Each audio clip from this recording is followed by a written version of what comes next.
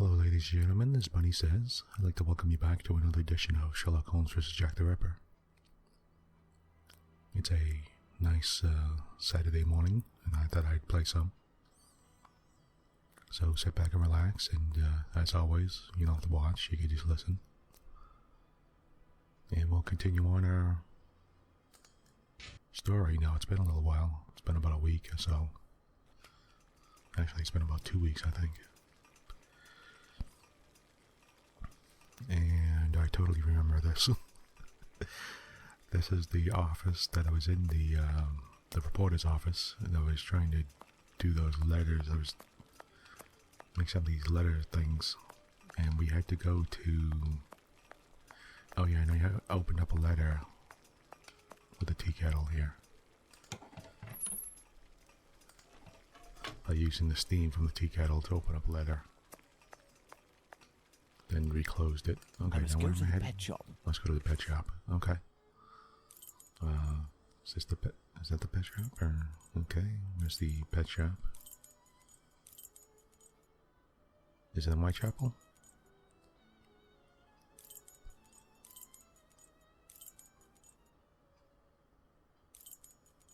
Yeah. Okay, I think it's in Whitechapel, right? Wasn't that the end? Near the clinic here? Butcher shop, cobbler shop, pet shop, here it is. Why did he need to go to the pet shop again? I don't remember really. I must go to the pet shop. Okay, we're right here. A couple of guys. Closed until further notice. Abraham isn't there. No luck. Oh. Close to further Beep, notice. beep. Good evening. Oh, good evening, sir. Oh, it's a shifty guy, huh? It's the guy selling the cat food or whatever he was there. Okay, he had all the cats with him. Okay, why is this door closed? Do you know why Mr. Solomonovich's shop is closed? No, I don't. Perhaps his cousin, the cobbler, knows. But I believe the police came to take his animals. I think that might have something to do with it. When was this? During the day. The kids you were with the other day were there, they told me. They just came by to ask for some cat's meat. They didn't have any money, but I gave them some anyway.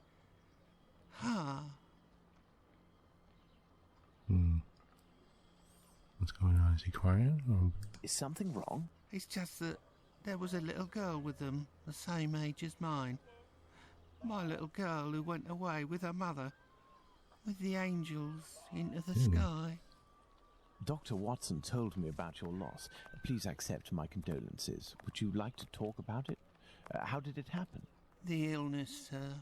My poor little girl was in agony, and her face and body were ravaged by the disease. Her face? Yes, she looked like a ghost. Her face looked like a ghost? What? Was she have consumption or something? Or... What illness was it? Dr. Gibbons tried to explain when I took my little girl to see him, but I didn't understand. I am sure that he was trying to insinuate it was my fault. I'm sorry, but I don't want to talk about it anymore. I understand. Farewell. Let's go and see Dr. Gibbons.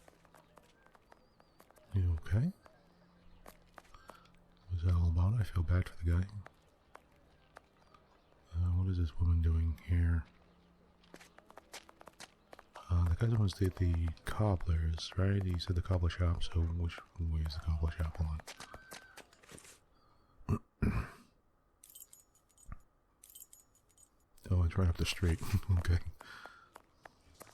Is this the right way? Or... Wish I had a little,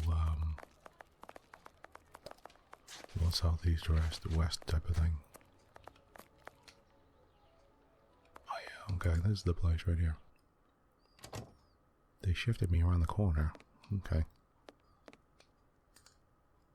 Hello, Mr. Solomonovich. Ah, Mr. Holmes. How are things with you? Not bad, not bad. I'm looking for Abraham. I heard your cousin Abraham had a problem with his shop. What happened? If I didn't know you well, I would tell you that it's Jewish business that doesn't concern anyone but the Jews. But as you have a little bit to do with it, you have the right to know what is going on. Ah, would I have something to do with it? Someone had seen Abraham telling you something and making big gestures near the Imperial Club. A vicious rumor quickly spread, and it has caused him great injustice. A slanderous denunciation attracted the authorities' attention to my cousin's shop. Abraham must be in the process of answering their questions. I did, indeed, speak with your cousin the other night. I'm shocked at the consequences of this discussion. As I was saying, it's the story of the Jews. In the face of adversity, we are united, but amongst ourselves, it's like anywhere else. As soon as our people take a dislike to someone, for right or wrong, we can be without pity and quite cruel. What did I talk to him about before? This is all very worrying. Your cousin knows one, or rather two, of the men who were at the Imperial Club on the night of the Mitre Square murder. One of the two, a butcher in Aldgate named Joseph, is probably withholding information of the utmost importance. I must find this man. Perhaps you can help me. But there are dozens of Jewish butchers around Aldgate, half of which must be called Joseph. And you know, Mr. Holmes, we Jews prefer to remain in the background of this murderer business, this Jack the Ripper thing. All of London is pointing their fingers at us, saying, "It's a Jew who disemboweled these women. Our community is in great peril, you know. There was the business with Lipsky and Leather Apron. I will see what I can do, but I don't promise anything." I'd be extremely grateful to you. Leather Apron. Very well. We may meet again, Mr. Solomonovich. You are most welcome, Mr. Holmes. Let's go and see Dr. Gibbons. Dr. Gibbons. Okay.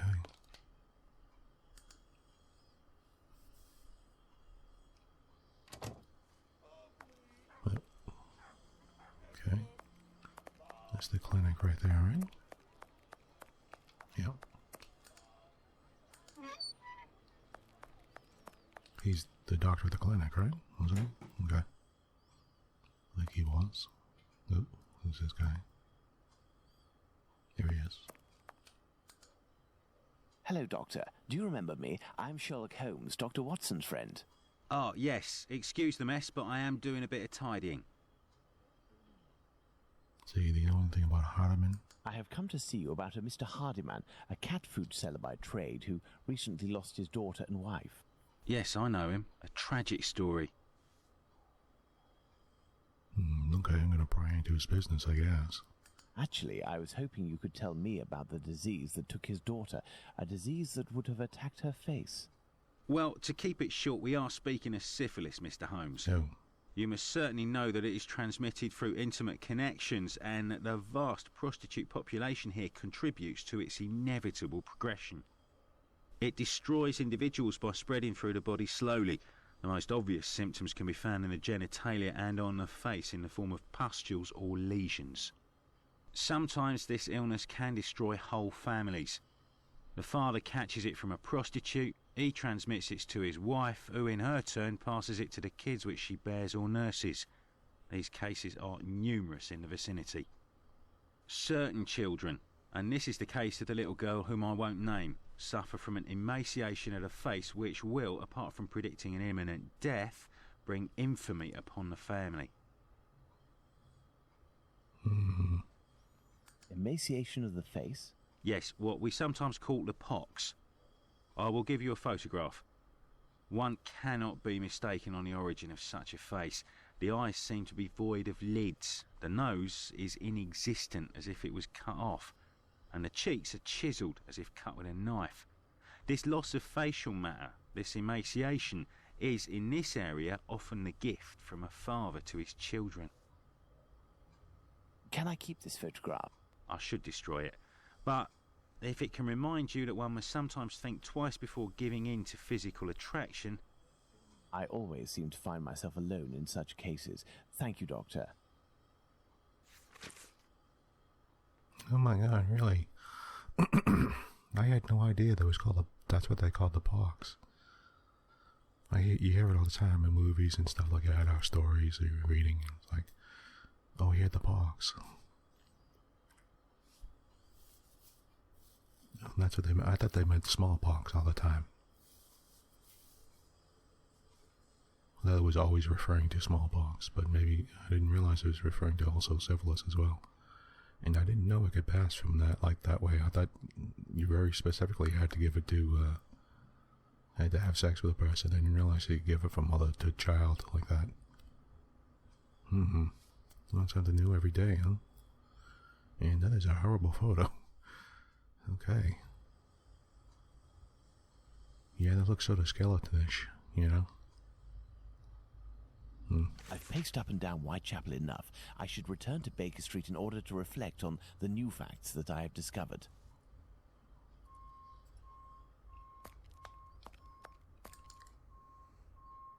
Okay, we're going to head back to Baker Street.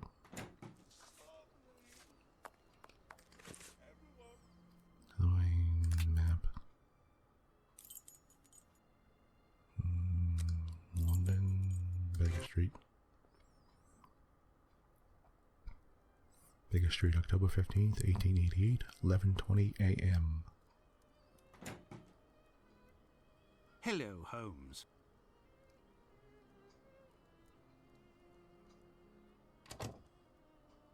Good day, Watson.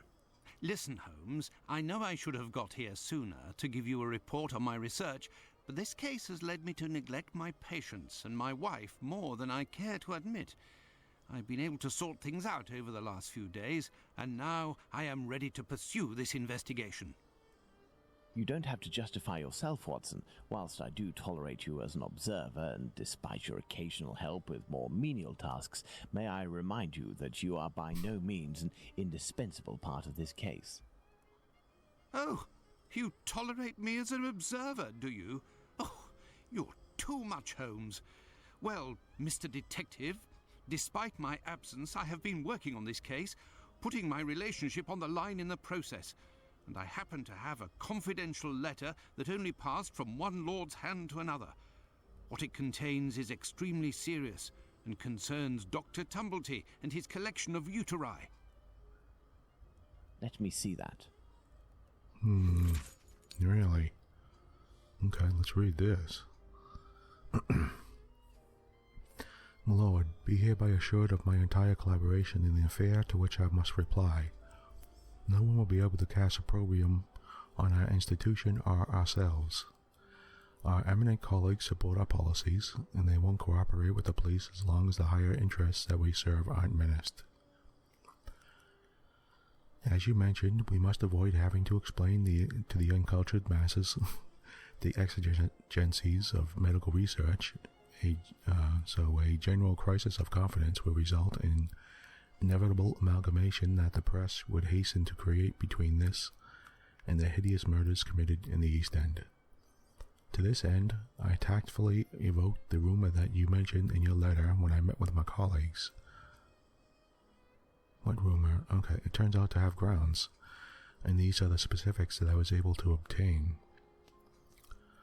18 months thence, an American doctor in London did in fact contact certain hospitals.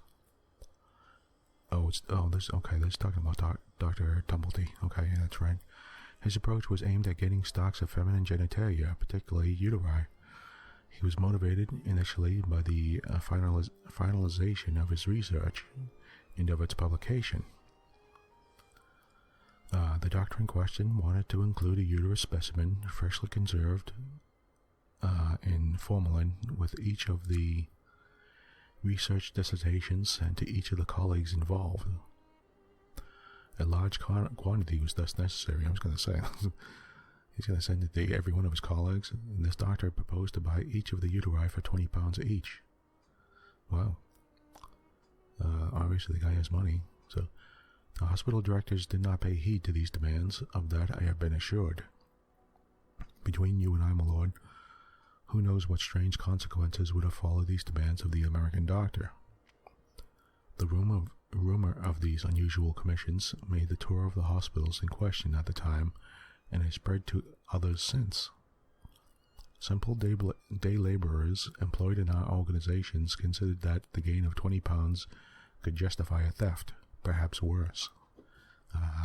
Okay. So people could have been stealing them to get the money. Okay. The identity of the doctor is unknown to me, but based on the recall of one of my colleagues, this man had the most impressive references. But after a bit of research that I did, I didn't find the existence of any publication with an eventual correlation on this or the other side of the Atlantic. The man left London shortly after his pitch, it would seem. So, okay, yeah. I could not help but think that he has perhaps returned to London and has found someone who might furnish him with what he's looking for. Okay, so he was lying. He just wanted a bunch of uteri for some reason. Who knows? But he wanted them, and he's willing to pay £20 each. Okay. Excellent. This American could turn out to be of great use to use. That's right. And that's not all. I did some research and finally found an illness that affects the genitalia and can, in certain cases, cause facial symptoms resembling the mutilations seen on the last victim. It is called, would you believe? Syphilis and the emaciation that can be seen in affected children. I have known that for days, Watson. Really? Listen, now you're already here, Watson, we may as well continue the investigation. Do you remember the map on which we established the area in which our killer lives? I think we should continue our study. Okay, so we're looking into the map. How are we going to continue our study here? Hold on. This is the area here. We going back to Golston Street or something? Or what? The Imperial Club? I have no reason to go that way. Oh, okay. I have no reason to go that way. Alright. Apparently not. We must place the murder of Martha Tabram in George Yard on the map. George Yard. Okay, where the heck is that?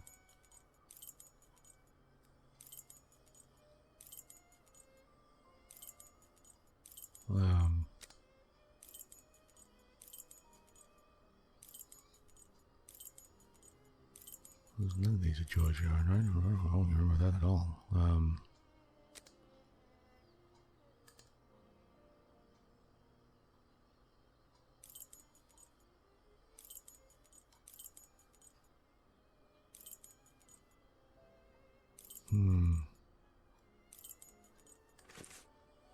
So you want us to put in the map in the room here?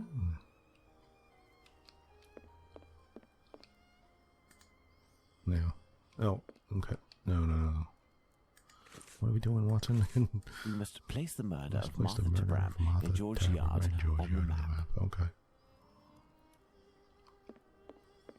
This map, here we go. Well, I discovered the case of another murder before that of Bucks Row. It happened in George Yard. We shall put it on the map in order to see if it corresponds to our area of research. We must place the murder of Martha Tabram in George Yard on the map. Okay. Is this her? Yeah. Where's George Yard? That is where Martha Tabram's murder took place. There's no point going there. I already have all the information we need on that matter. You see, this murder took place in the area in which our killer lives, his safe zone. Nonetheless, there are two major differences between the murder of this Martha Tabram and that of Polly Nichols. Firstly, the blows inflicted are not the same.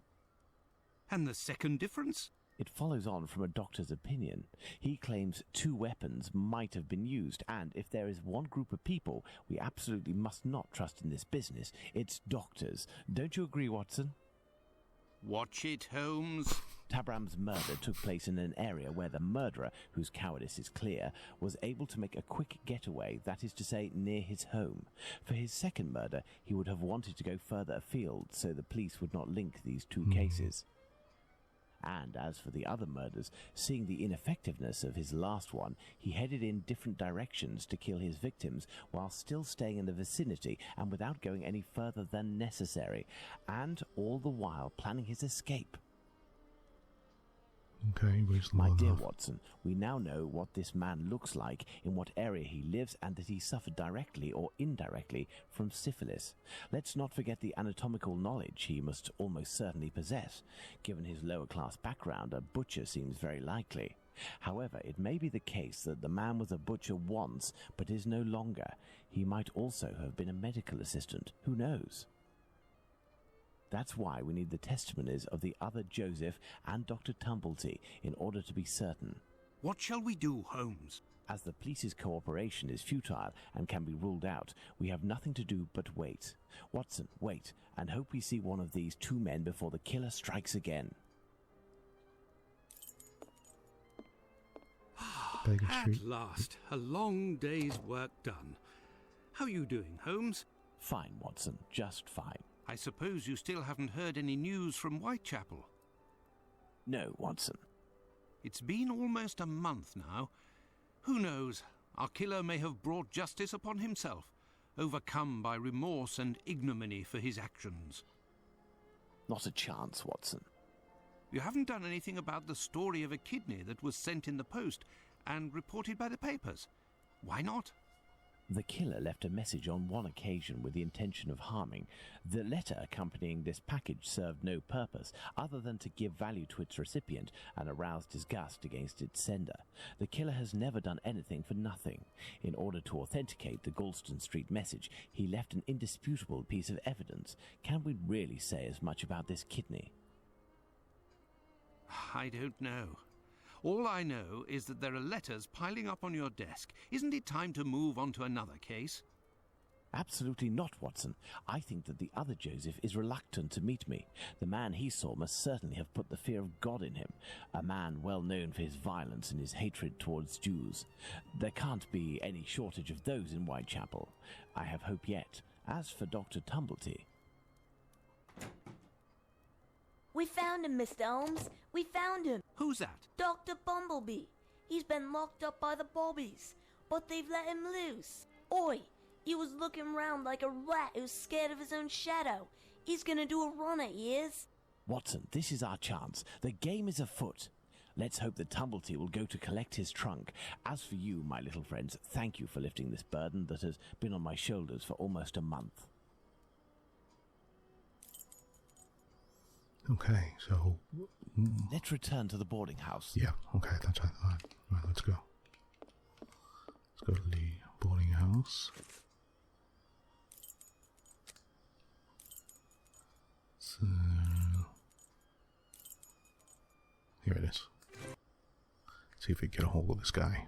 Where is he? He is here. The doctor is here, up in his room. Peeking through my door, I saw him go up the stairs, and I think that he has a pistol. Regarding the trunk, did you do what I told you to? Yes, I jammed the lock and filled the trunk with stones. Should we call the police? Absolutely not. Go home, lock your doors, and if you hear a gunshot, shout as loudly as you can. Watson, we must disarm this man at all costs before attempting to confront him. Come, have your pistol at the ready and stay alert. How are we going to do that? Well, which door is it? Don't move a muscle or I shoot. Who? But what He's is a smoker, going isn't he? on? Bravo, Watson. I take back everything I ever said about your less than full involvement in our investigations. Listen, Mr. Policeman. I already told everything to your colleagues at the station, so... Don't you believe it, sir. We're not with the police. We are here to talk about human organs, an area in which you seem to have a great deal of interest. What? But who are you? We are the ones holding the pistol. Listen, Tumblety, tell us everything you know and you will be spared from the noose or a bullet. Have you tried to get hold of any female genitalia from someone during these past months? So that's it. You English. Listen, as it happens, I do have a collection of female genital organs which I hold dear and never miss the chance to show my friends whatever the occasion. If you knew what I feel when my eyes meet the young men's as they contemplate with astonishment and disgust this soft and flabby skin that they worship and place at the center of all their passions.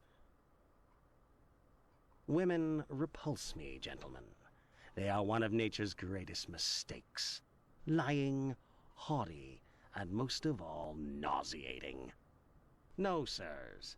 Men, mankind, we are not made to soil ourselves with such animals, and it is my task to educate my peers, like the ancient Greeks used to do, and put them on the path to masculine relationships, the only kind worthy of our intelligence.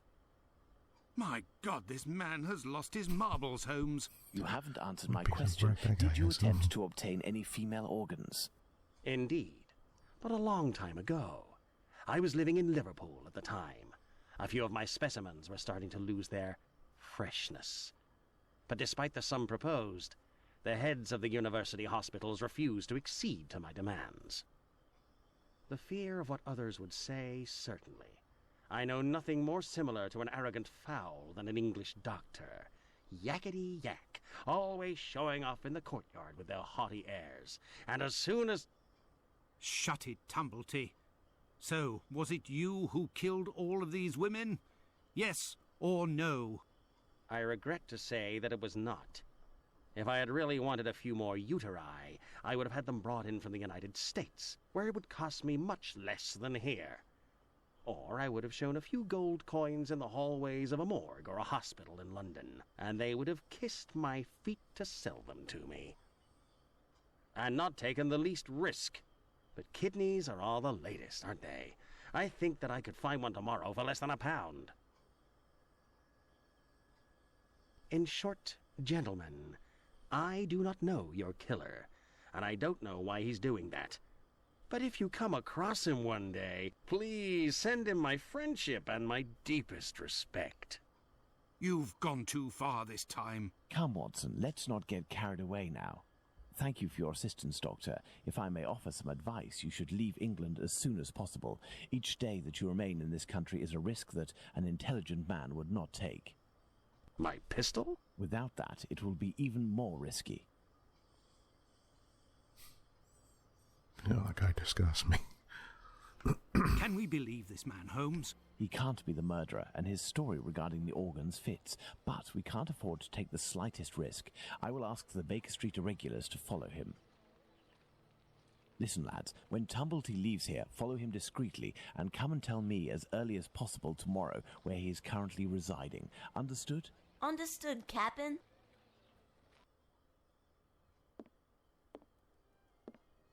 You are already ready, Holmes. What is going on? I have been This waiting for morning, you 6:10 for at a.m. least an hour, Watson. It would appear that a new drama has unfolded. The youngsters came to give me this address, but I have some doubt as to the actual location we are going to. Let's try anyway. At worst, we may come across the Baker Street irregulars to put us in the right direction.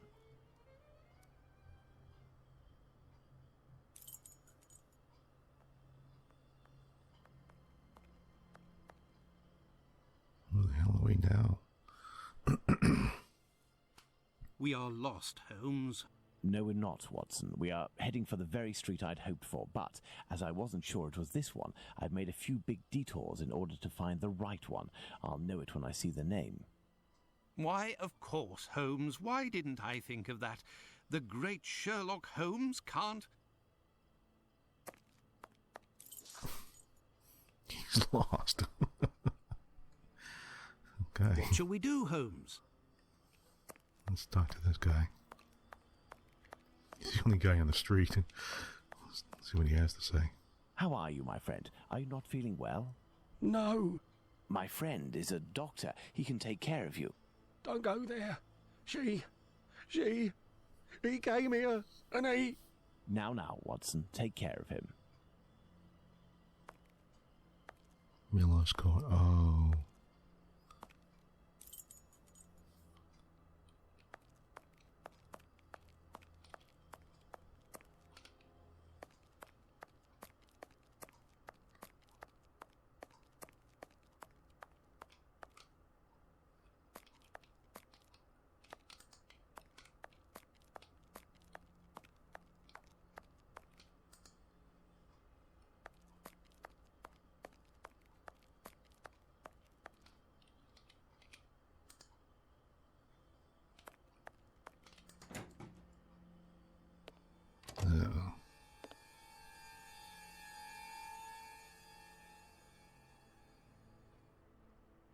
was the last lady, Mary Jane Kelly, I think her name My was. God! What happened? Can't talk. Wait for the coppers. Are they coming? My eyes are crying. No. Go find them too, mister. I'll stay here and keep an eye out. Go! No, I must await my friend. Ah, here he is. Watson, are you there? How are you? Fine, Holmes, and you? What happened? Hello, sir. Where are we, Watson? In Whitechapel, Holmes. This must be Dorset Street. You don't seem very well. Do you need something? Indeed, Watson. Some clay, a great big piece of clay. I would ask for some wine, too, but as you know, I taste nothing but melodrama. What is over there? A trip from which you will never return, Watson. Trust me, don't go there. A trip? Behind this door? In this room? It's not strictly a door, it's more of a portal, a threshold, and what lies behind it is not the mortal realm, Watson. It is a place beyond time and space, the gift of a frantic artist who made use of his talent in order to grant us access to his world, Watson. Beyond that threshold is an abyss. Hell. The police won't take long to arrive, and the last thing I want is to waste precious time on them. Could you lead me out of this area and take me home? Oh, Sherlock Holmes is stunned. I have nothing to ask. Let's go to Baker Street. Okay, with that, I'm going to end this episode. That's so weird. You could see through the window. I don't want to go into the room again, but you could see the blood and stuff in the window. See the viscera or whatever it is there. Ooh, okay, it's gruesome. Let's get out of here and head back to Baker Street.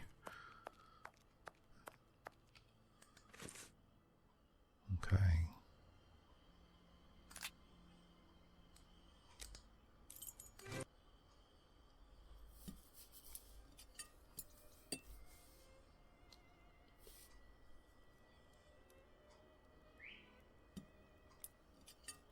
You should come and eat, Holmes. Mrs. Hudson has worked wonders. The joint has been cooked medium rare. If only you would tell me what was in the courtyard. The answer, Watson. The answer, Holmes? Yes, the answer to a question that you asked me a few weeks ago. And how the devil can the answer to a question I asked you be found in that courtyard? And what question are you referring to, Holmes? How our killer set about reaching the height of horror by taking another victim, Watson.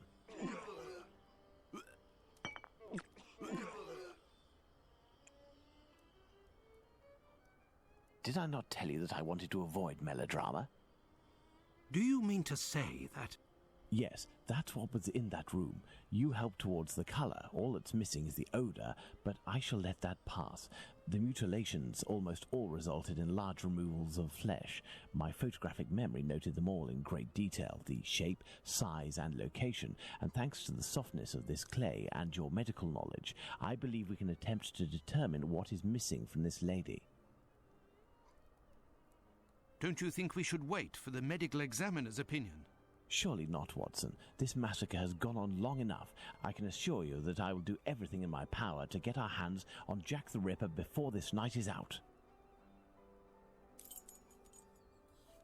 Oh, really? Okay. Alright, well I guess we have a puzzle here. I'll do that next time. Some kind of creepy clay figure he made. All the body parts ripped off.